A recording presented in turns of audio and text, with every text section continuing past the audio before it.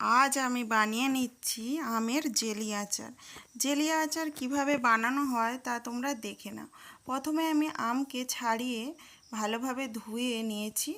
তারপরে একটা গ্রেটারের সাহায্যে এইভাবে লম্বা লম্বা গ্রেট করে নিতে হবে।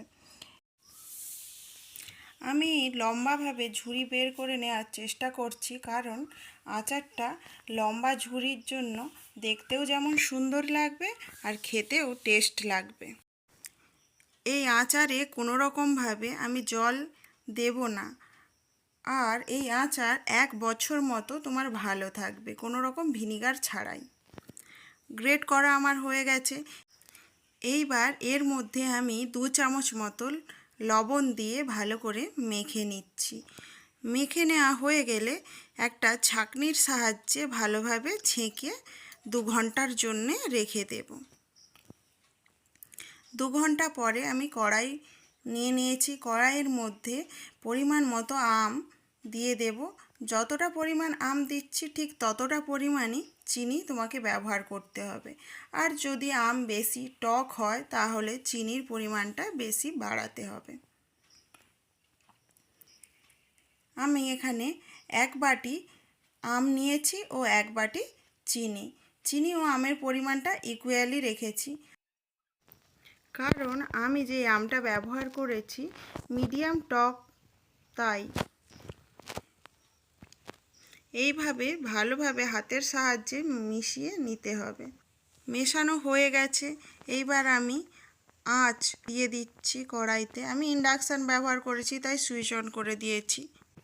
তোমাদেরকে বলে রাখি, যারা আমার ভিডিও দেখছো লাইক শেয়ার সাবস্ক্রাইব করে দিও, আর নতুন বন্ধু হলে প্লিজ প্লিজ প্লিজ সাবস্ক্রাইব করে দিও।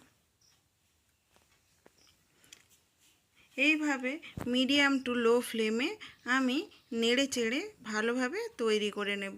তারপরে 1 টুকরো আমি দারচিনি দিয়ে দিচ্ছি ফ্লেভারের জন্য।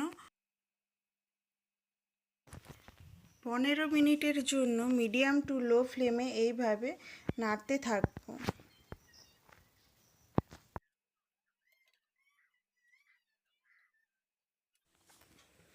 ও 2টো এলাচের দানা বের করে পাউডার তৈরি করে দিয়ে দিলাম।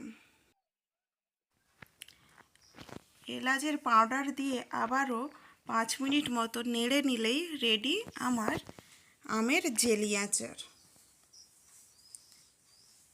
এইভাবে কালার চেঞ্জ হয়ে গেলে এর মধ্যে আমি দিয়ে দিচ্ছি লাল লঙ্কা, যেটা আমি আগে থেকে গ্রেট করে রেখেছিলাম।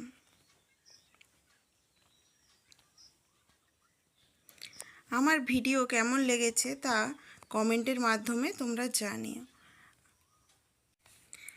পুরো ভিডিও দেখার জন্যে তোমাদের ধন্যবাদ।